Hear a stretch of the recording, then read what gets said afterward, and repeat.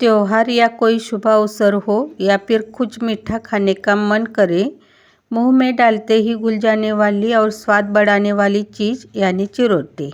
लेकिन अक्सर क्या होता है, चिरोटे ऑयली हो जाते हैं या उनमें जैसी चाहिए वैसी लेयर्स नहीं छूटती। पर चिंता मत कीजिए, आज हम देखने वाले हैं एकदम आसान तरीके से बहुत ही खस्ता और ढेर सारी लेयर्स वाले पारंपरिक चिरोटे कैसे बनाएं। एक ही बार में परफेक्ट बनेंगे और एकदम क्रिस्पी या वह क्रंची होंगे। ऐसी आसान विधियाँ आज मैं आपके साथ शेयर करने जा रही हूँ। चलिए तो फिर बिना देर किए रेसिपी शुरू करते हैं। नमस्कार, मैं मनीषा राजलक्ष्मी रेसिपी में आप सभी का स्वागत है। चिरोटी के लिए सबसे पहले हम आटा गूंथ लेते हैं। इसके लिए यहाँ मैंने 2 कप मैदा लिया है। अब इसमें 2 टेबलस्पून बारीक सूजी डालनी है। यहाँ मैंने स्वादानुसार नमक डाला है और 3 टेबलस्पून एकदम कड़कड़ाता हुआ गरम तेल का मोयन डालेंगे। आटे में तेल को अच्छी तरह से मसल कर मिला लेना है। चिरोटे में बढ़िया लेयर्स आने के लिए आटे को अच्छे से मलना बहुत ज़रूरी है। इसलिए आटे में तेल को खूब अच्छे से मले और फिर बिल्कुल थोड़ा थोड़ा पानी डालते हुए एकदम सख्त आटा गूंथ ले। ज़्यादा पानी का इस्तेमाल नहीं करना है। आटा न तो ज़्यादा पतला हो और न बहुत ज़्यादा कड़ा, ऐसी कनक गूंथ लेनी है। देखिए, ऐसा आटा होना चाहिए। अब इसे आटे को मैं 5 मिनट तक मसल लूँगी। जितना अच्छा आप इसे मलेंगे, सूजी उतनी ही जल्दी भीगेगी। अब इसे 1.5 से 2 घंटे के लिए ढककर रख देना है। जब तक हमारा आटा भीग रहा है, तब तक हम साटा तैयार कर लेते हैं। यहाँ मैंने एक कटोरी में 2 बड़े चम्मच भरकर देसी घी लिया है। घी को अच्छी तरह फेंट लेना है। फेंटने के बाद घी का रंग भी बदल जाता है। वह सफ़ेद दिखने लगता है और थोड़ा पतला भी हो जाता है। लगभग 2 मिनट तक अच्छे से फेंटने के बाद यहाँ मैं कॉर्नफ्लोर का इस्तेमाल न करते हुए 1 चम्मच मैदा ही डाल रही हूँ। यह साटा हम जैसे ज़रूरत हो वैसे ही बनना चाहिए, क्योंकि अगर यह बच जाए तो बाद में किसी काम का नहीं रहता। इसलिए जितना लगे उतना ही साटा तैयार करें। मैंने यहाँ मैदा डाला है, आप चाहे तो कॉर्नफ्लोर भी डाल सकते हैं। मैदा डालने के बाद इसे एक बार फिर अच्छे से फेंट लेना है। अब हमारा साटा बनकर तैयार है। इसे अलग रख देते हैं। 1.5-2 घंटे बाद आटा बहुत अच्छे से भीग चुका है। इस आटे को एक बार फिर थोड़ा मसल लेना है। जितना अच्छा आटा मलेगा, चिरोटे उतने ही बढ़िया बनेंगे। 1-2 मिनट आटे को मलने के बाद इसके एक ही आकार के छोटे छोटे लोइयाँ बना लें। लोइयाँ न तो बहुत बड़ी बनाना है और न ही बहुत छोटी। 2 कप मैदा में मेरे 8 मध्यम आकार की लोइयाँ बनकर तैयार हुई है। पहले सभी लोइयाँ बनाकर रख लेते हैं। इनमें से 4 लोइयों की रोटियां बेल लेनी है और बाकी 4 लोइयों को ढककर रख देंगे। अब चकले पर एक छोटी लोई ले थोड़ा सा सूखा आटा लगाकर एकदम पतला और किनारों से भी बारीक बेल ले। जितना पतला बेल सकते हैं उतना पतला बेलना है। थोड़ा थोड़ा ही सूखा आटा लगाना है, ज़्यादा नहीं। देखिए कितनी पतली रोटी बेलकर तैयार हुई है। नीचे का चकला दिखने लगे इतनी पतली रोटी बेलनी है। अब इसे एक प्लेट में निकाल लेते हैं। इसी तरह मैं बाकी की तीनों रोटियां भी बेल लूँगी।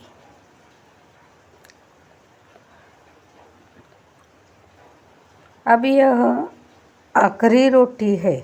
इसके ऊपर मैं साठा लगा लूँगी। उंगलियों से घुमाते हुए एक समान साटा लगा लेना है। साटा हाथ से ही लगाएं ताकि कहाँ साटा लगा है और कहाँ छूट गया है यह आसानी से समझ आ जाता है। एक समान साटा लगाने के बाद इसके ऊपर बिल्कुल थोड़ा सा सूखा मैदा छिड़क लेना है। ज़्यादा मैदा डालेंगे तो वह तेल में गिरकर तेल को काला कर सकता है, इसलिए बहुत थोड़ा मैदा छिड़के।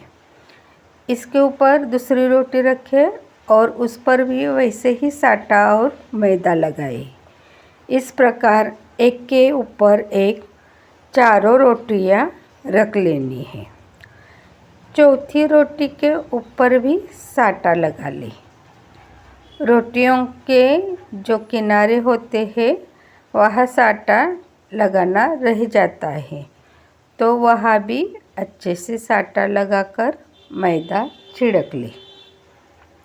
अब साटा लग चुका है।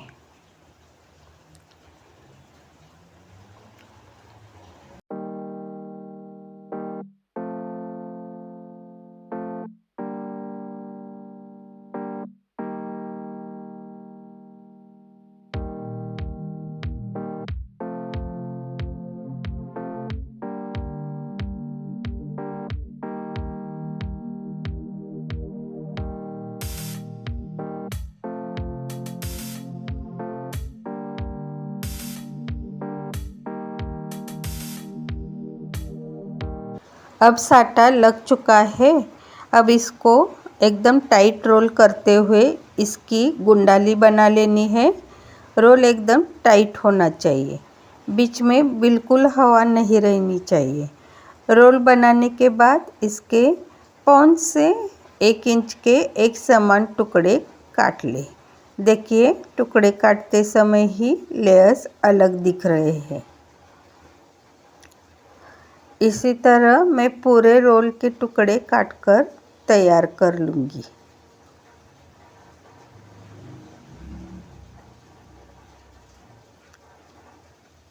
इस तरह मैं पूरे रोल के टुकड़े काटकर तैयार कर लूँगी। अब हम चिरोटे बेल लेते हैं। चिरोटे बेलते समय भी ध्यान रखना है, इसे बार बार उलटना पलटना नहीं है। लोई को बीच में बस एक बार दबाएं और बीच के हिस्से पर ही हल्का सा बेल ले। ज़्यादा दबाव नहीं डालना है। एकदम हल्के हाथों से लंबाई और चौड़ाई में 1-2 बार बेलन चलाकर चिरोटा बेल ले। इसी तरह सभी चिरोटे बेलकर एक प्लेट में रख लेंगे।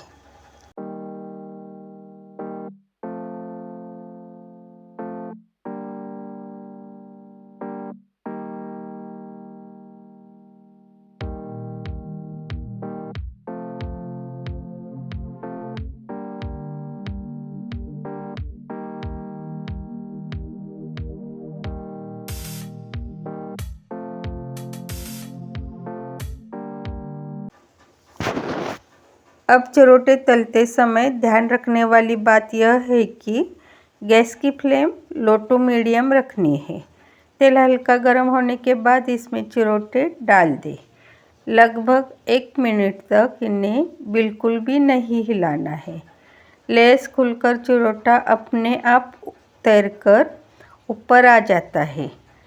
आप देख सकते हैं तेल में डालते ही चिरोटे की कितनी सुंदर लेयर्स खुलने लगी है।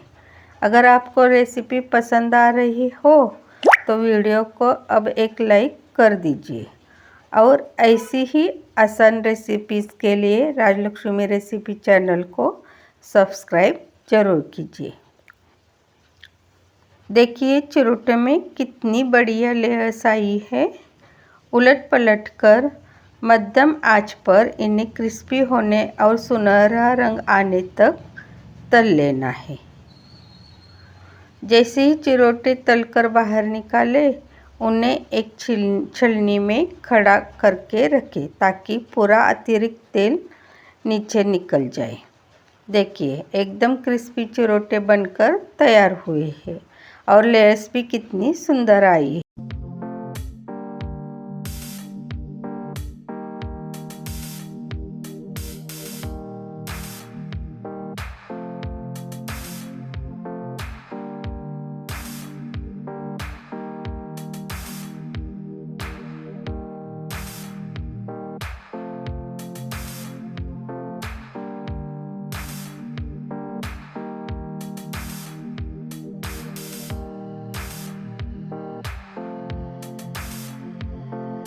जैसे ही चिरोटे तलकर बाहर निकाले, उन्हें एक छलनी में खड़ा करके रखें ताकि पूरा अतिरिक्त तेल नीचे निकल जाए। देखिए, एकदम क्रिस्पी चिरोटे बनकर तैयार हुए हैं और लेयर्स भी कितनी सुंदर आई है। थोड़ी देर तेल निथरने के बाद अब हम इस पर पिसी हुई चीनी छिड़केंगे। इसलिए यहाँ मैंने बारीक पिसी हुई चीनी लिए, इसमें थोड़ी सी इलायची पाउडर मिलाकर अच्छे से मिक्स कर लिया है। निथारे हुए चिरोटे प्लेट में निकाल ले और ऊपर से यह पिसी हुई चीनी छिड़क दे। आप चाहे तो इन्हें चाशनी में डुबोकर तुरंत निकाल भी सकते हैं। पहली ही बार में बहुत ही सुंदर लेयर्स आई है और देखने से ही पता चल रहा है कि यह चिरोटे कितने क्रिस्पी बने हैं। बाहर से एकदम कुरकुरे और अंदर से मुंह में डालते ही घुल जाने वाले हमारे ढेर सारी लेयर्स वाले चिरोटे तैयार है। ऊपर से छिड़की हुई चीनी इसका स्वाद और बढ़ा देती है। यह रेसिपी आप घर पर ज़रूर ट्राई कीजिए और आपके चिरोटे कैसे बने मुझे कमेंट करके बताना बिल्कुल मत भूलिए।